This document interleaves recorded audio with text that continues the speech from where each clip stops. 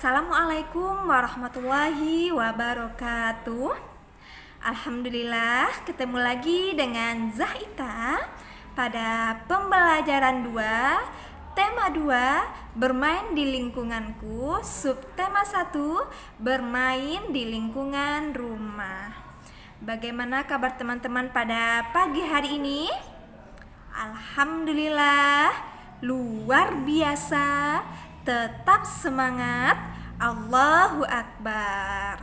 Nah teman-teman, untuk menjaga kesehatan kita semuanya, ketika keluar rumah kita harus selalu memakai masker. Dan ketika sudah berada di luar rumah kita harus menjaga jarak. Dan jangan lupa untuk selalu rajin mencuci tangan. Semoga kita semuanya terhindar dari wabah ini. Dan yang terpenting, jangan lupa membaca doa terhindar dari wabah penyakit. Nah teman-teman, sebelum kita masuk kepada pembelajaran 2, marilah kita berdoa. Ista'id wahidun isnani, ikra, doa sebelum belajar.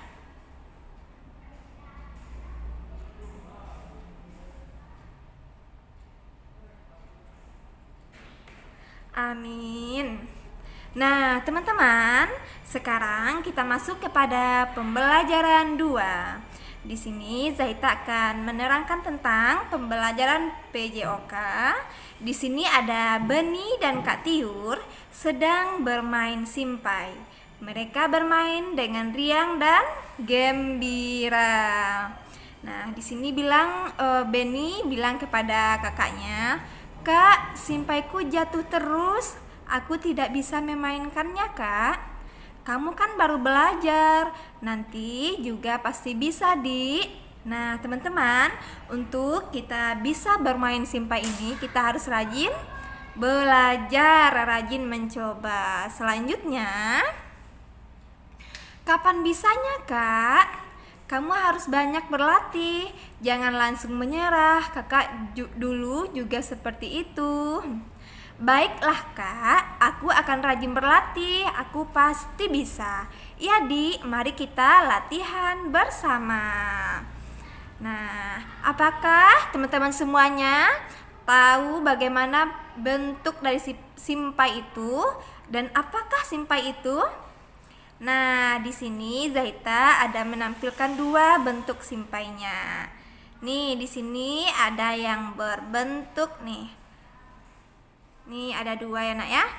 Nah selanjutnya kita akan membaca teks tentang bermain simpai.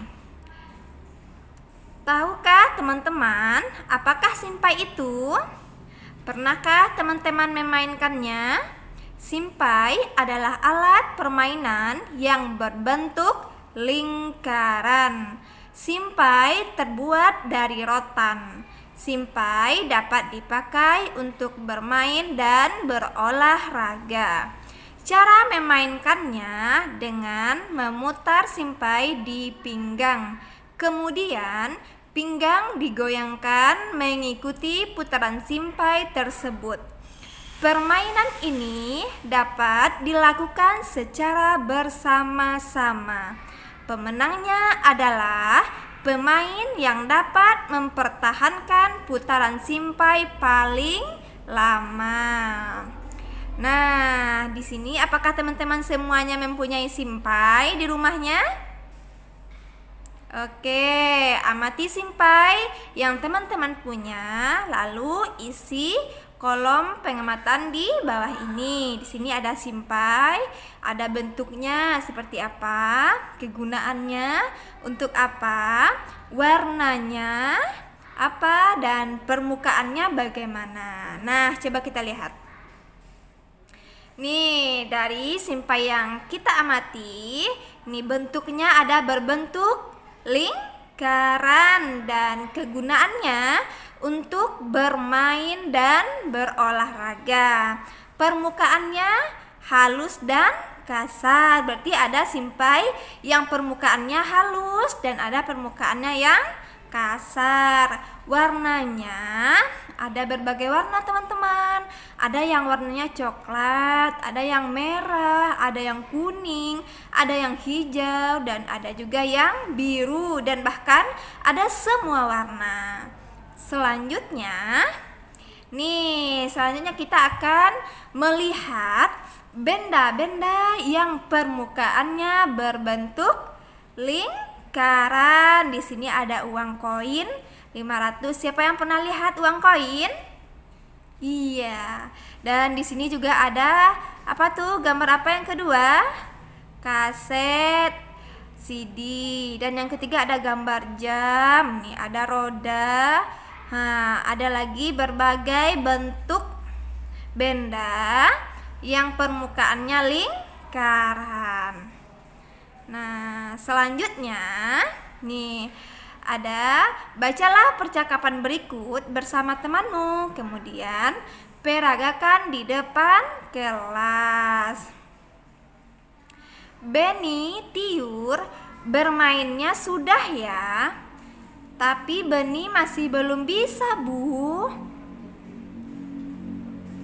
Tapi ini sudah sore, Nak. Sudah waktunya mandi. Iya, Dik. Besok kita lanjutkan bermainnya ya.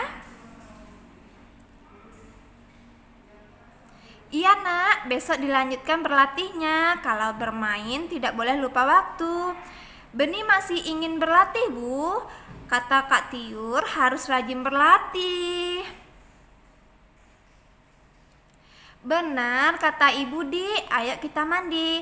Baiklah Bu, Kak, ayo.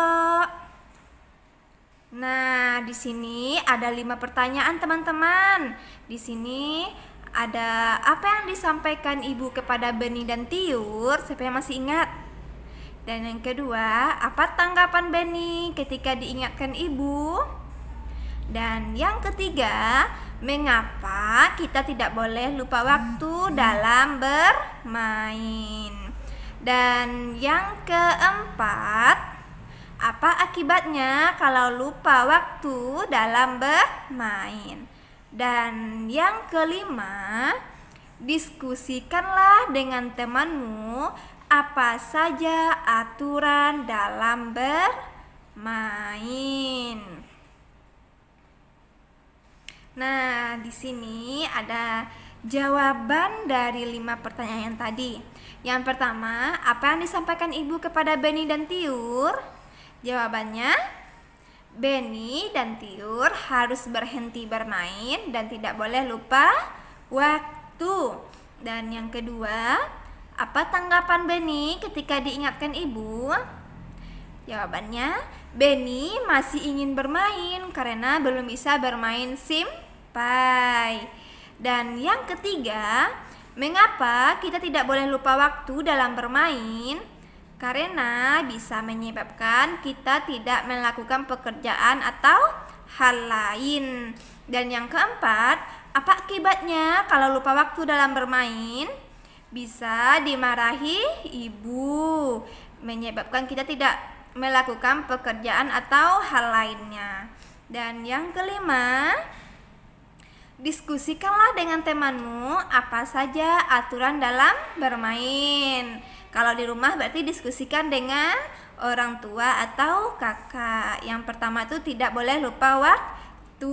Yang kedua tidak boleh curang. Dan banyak lagi ya teman-teman aturan dalam bermain.